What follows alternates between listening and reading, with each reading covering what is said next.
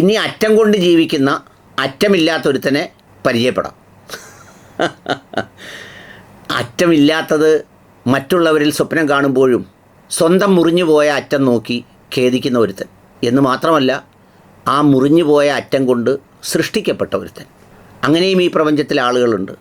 തന്നെ സൃഷ്ടിക്കാൻ കാരണമായ ഉപകരണത്തിൻ്റെ അറ്റം മുറിഞ്ഞു പോയതാണ്, തൻ്റേത് മുറിഞ്ഞു പോയതാണ്.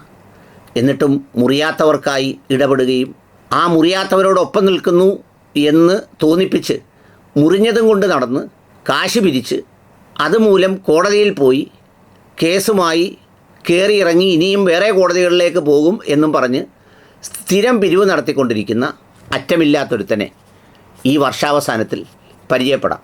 അവനാണ് ഹാർപ്പിക് അരിപ്പൂ എന്ന വാപ്പാൻ്റെയും ഉമ്മാൻ്റെയും അരിപ്പൂ ഹുസൈൻ. അവൻ്റെ സങ്കടം നോക്കൂ. സുന്നത്ത് കർമ്മം എന്ന് പറയുന്ന ഒരു സംഗതി അന്ധവിശ്വാസമാണോ അതോ വിശ്വാസമാണോ? നിങ്ങൾ എങ്ങനെയാണ് അതിനെ ക്ലാസിഫൈ ചെയ്യുക? ഏത് മാനദണ്ഡം ഉപയോഗിച്ചിട്ടാണ്? അതാണ് സുന്നത്ത് കല്യാണം ചെയ്യുന്നത്. അത് ഒരു അന്ധവിശ്വാസമാണോ അല്ലയോ എന്നുള്ളതാണ് സംശയം. പുള്ളിയുടെ കയ്യിൽ അങ്ങനെ പോയ ഒരു സംഗതി ഇരിപ്പുണ്ട്. ഇതിപ്പോൾ ചാനലിലൂടെ ചോദിക്കേണ്ട കാര്യമുണ്ടോ? ഒറ്റയ്ക്കിരിക്കുമ്പോൾ അതിനോട് ചോദിച്ചാൽ പോരെ, എടാ ഇത് അന്ധവിശ്വാസമാണോ അതോ പറ്റിപ്പോയതാണോ അബദ്ധമാണോ? അപ്പോൾ അത് അന്ധവിശ്വാസമാണെന്ന് പറയുന്നെങ്കിൽ ചോദിക്കണം, അതങ്ങനെ അന്ധവിശ്വാസമാവുന്നത്? എടാ എന്നെ ഉണ്ടാക്കി എൻ്റെ വാപ്പായ്ക്കും അങ്ങനെ ആണല്ലോ, അങ്ങനെ ചോദിക്കണം. അങ്ങനെയുള്ള ആശയവിനിമയങ്ങളിലൂടെയാണ് ഉള്ളിൽ ജ്ഞാനം ഉണ്ടാവുന്നത്. അല്ലാതെ ഈ പറഞ്ഞ ചാനലുകളിൽ വന്നിരുന്ന് ഇത് പറയുമ്പോഴല്ല. കേട്ടോളൂ. ഒരാളുടെ വിശ്വാസത്തെ അല്ലെങ്കിൽ ഒരു സമൂഹത്തിന്റെ വിശ്വാസത്തെ കുറ്റം പറയാനോ അതിനെ അധിക്ഷേപിക്കാനോ ഭരണഘടന എനിക്ക് സ്വാതന്ത്ര്യം തരാത്ത ഇടത്ത് ഞാനത് അതിലേക്ക് കടക്കാൻ പാടില്ലാത്തതാണ് ഞാൻ ജീവിക്കുന്ന രാജ്യത്തിന്റെ ഭരണഘടന അനുസരിച്ച്. എനിക്ക് മനസ്സിലായില്ല എന്താ ഉദ്ദേശിച്ചത്. ഞാൻ ഉദ്ദേശിച്ചത് ഒരാളുടെ ഒരു ഞാൻ പറയാം ഉദ്ദേശം എന്താണെന്നറിയാവോ? നിൻ്റെ ഉമ്മ നിൻ്റെ വാപ്പായെ കെട്ടുമ്പോൾ നിക്കാഹ് കഴിച്ചത് അന്ധവിശ്വാസമാണോ വിശ്വാസമാണോ? വീട്ടിൽ കട്ടിലിൽ വെച്ച് ആണ് നിന്നെ സൃഷ്ടിക്കപ്പെട്ടതെന്ന് ഞാൻ വിചാരിക്കുന്നു. അതവർ കട്ടിലിൽ കിടന്നങ്ങനെ ചെയ്യാൻ കാരണം വിശ്വാസമാണോ അന്ധവിശ്വാസമാണോ? ഏതെങ്കിലും പറമ്പിൽ വെച്ച് പറ്റൂലേ? അത് വിശ്വാസമാണോ അന്ധവിശ്വാസമാണോ? ഇനി കേൾക്ക്. വിശ്വാസത്തെയോ കുറ്റം പറയാനോ അധിക്ഷേപിക്കാനോ എന്റെ രാജ്യത്തെ നിയമവും ഭരണഘടനയും എനിക്ക് അനുമതി നൽകുന്നില്ല.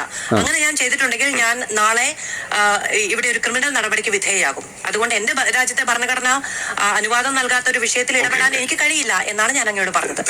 അതറിയാം. അതുകൊണ്ട് തന്നെയാണ് നമ്മളിത് ചോദിക്കുന്നത്. അതായത് പലതരം മാനദണ്ഡങ്ങൾ ഇവിടെ എടുത്തു വെക്കുന്നു. അത് വളരെ ആർബിട്രറി ആണെന്ന് മാത്രമല്ല, ചിലത് തൊട്ട് കഴിഞ്ഞാൽ പൊള്ളും എന്ന ചിന്ത വരുന്നത് കൊണ്ട് ചിലതിനെ കുറിച്ച് നമ്മൾ ബോധപൂർവം സുന്നത്ത് കർമ്മം എന്ന് പറയുന്ന ഒരു സംഗതി. അതാണ് പുള്ളി. എന്നിട്ടത് ആ അറ്റം ഞാൻ പറഞ്ഞില്ലേ, ഈ അറ്റമില്ലാത്ത വിഷയം കാണിച്ച് അതിനെതിരെ ബാലാവകാശ കമ്മീഷനും അടക്കം മറ്റു പലയിടത്തും പോയി അതിനായി കാശ് പിരിച്ചു, അതിനായി കോഫി ഇൻകം വാങ്ങിച്ചു, പിന്നെ ബനിയൻ ഇൻകം വാങ്ങിച്ചു. ഇതെല്ലാം വാങ്ങിച്ച് കോടതിയിൽ പോയപ്പോൾ കോടതി എടുത്ത് കളഞ്ഞു. എന്നിട്ടും പുള്ളി അത് വിട്ടിട്ടില്ല. എന്താണെന്നറിയോ? ഇത് ആളുകളെ പറ്റിക്കാനും കബളിപ്പിക്കാനും പറ്റിയ നല്ലൊരു സംഗതിയാണ് എന്നുള്ളത് കൊണ്ടാണ്.